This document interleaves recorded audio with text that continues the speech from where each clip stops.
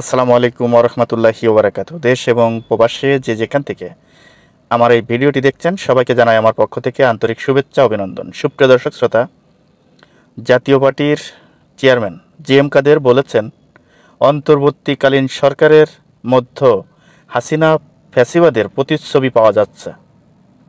দর্শক, কথায় আছে ভূতের মুখে রাম রাম। তা সেই কথাটি জি.এম. কাদের সাহেব বলেছেন। অন্তর্বর্তীকালীন সরকারের কাছে যদি হাসিনা ফ্যাসিবাদের প্রতিচ্ছবি পাওয়া যেয়ে থাকে, তাহলে আমি বলবো যে হাসিনা ফ্যাসিবাদের সময় একমাত্র জি.এম. কাদেররা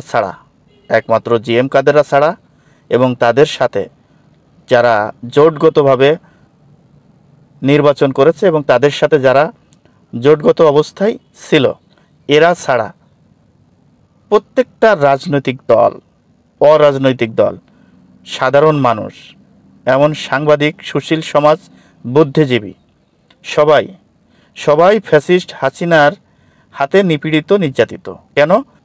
আওয়ামী লীগের বিরুদ্ধে যেই কথা বলেছে তাকেই জেলে যেতে হয়েছে। এটা কি ভুলে গেছেন? এক বছরে এটা কি ভুলে গেছেন? এখন আপনারা আওয়ামী লীগের পক্ষে সরাসরি কথা বলেন, তারপরেও তো আপনারা সুন্দরভাবে সংবাদ সম্মেলন করছেন, বাইরে ঘোরাফেরা করছেন। ফ্যাসিবাদের দোসর ছিলেন আপনারা, তারপরও আপনাদেরকে গ্রেপ্তার করছে না। আবার এরই মাঝে কি করলেন? ভিপি নুরুল হক নূর যখন আপনাদের নিবন্ধন বাতিলের দাবিতে আন্দোলনে রাস্তায় নামলো, তখন আপনারা তাদের উপরে আক্রমণ করলেন। পুলিশ প্রশাসন, সেনাবাহিনী তাদের উপরে আক্রমণ করলো। এরপরেও যদি আপনি বলেন যে এই সরকারের মধ্যে হাসিনা ফ্যাসিবাদের প্রতিচ্ছবি পাওয়া যায়, তাহলে আমি বলবো যে আপনি এই বাংলাদেশের রাজনীতি আগে কখনো করেন নাই, হঠাৎ করে এসেছেন রাজনীতি করতে। এই প্রথম মনে হয় রাজনীতির মঞ্চে উঠেছেন।